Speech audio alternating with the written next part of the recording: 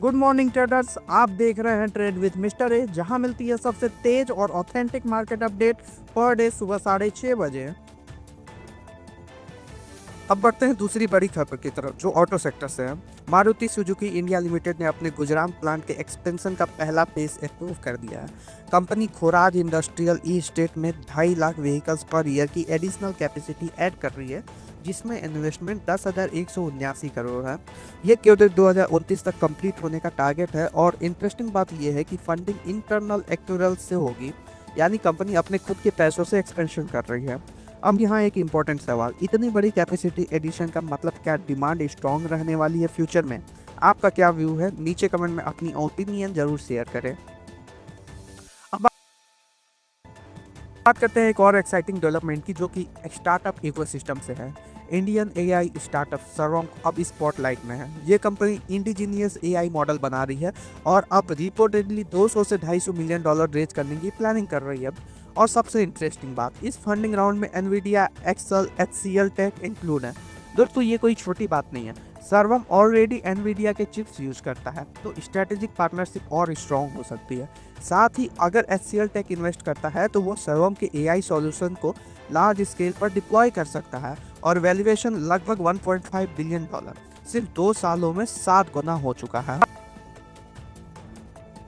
अगली खबर है एनटीपीसी ग्रीन एनर्जी लिमिटेड, जो कि एनटीपीसी लिमिटेड की सब्सिडरी है। उसने एक इंपॉर्टेंट एमओयू साइन किया है नेक्स्ट्रा डाटा लिमिटेड के संग।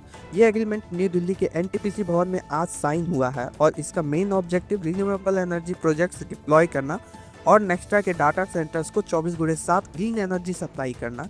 अब यहाँ एक इंटरेस्टिंग एंगल है।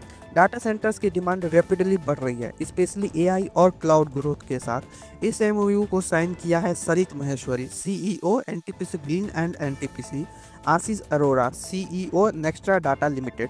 लेकिन दोस्तों, एक कंसर्न भी सामने आया है।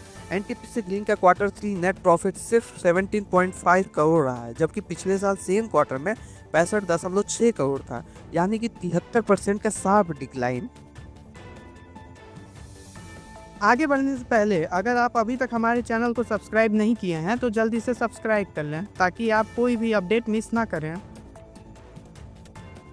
दोस्तों, इंडिया के आईटी सेक्टर के Q4 FY26 के इनिशियल प्रीव्यूज अब सामने आ चुके हैं और ग्लोबल ब्रोकरेज जेपी मॉर्गन का कहना है कि इस बार सबसे इम्पोर्टेंट फैक्टर रिवेन्यू गाइडेंस है।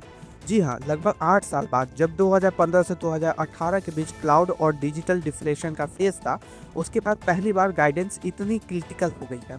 अब सवाल ये उठता है, क्या आईटी कंपनीज इन्वेस्टर का कॉन्फिडेंस वापस जीत पाएंगे? आप क्या सोचते हैं? कमेंट करके जरूर बताइए।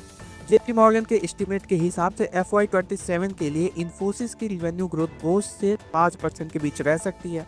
एचसीएल टेक 3% से 6% ग्रो कर सकता है, लेकिन विप्रो के लिए आउटलुक थोड़ा वीक है, -2% से 0% तक।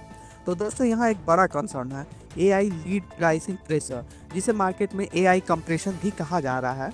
और अगर कंपनी FY27 के लिए स्ट्रॉन्ग गाइडेंस देती हैं तो मार्केट का सेंटिमेंट काफ़ी इम्प्रूव हो सकता है।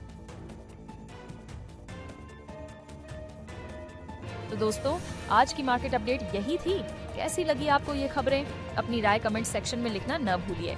और हाँ, अगर आप चाहते हैं कि आपको हर दिन ऐसी ही न्यूज मिलती रहे, तो चैनल को सब्सक्राइब कीजिए और बेल आइकन दबा दीजिए, ताकि कोई भी अपडेट मिस न हो। मिलेंगे कल नए अपडेट्स के साथ, तब तक के लिए हैप्पी ट्रेडिंग।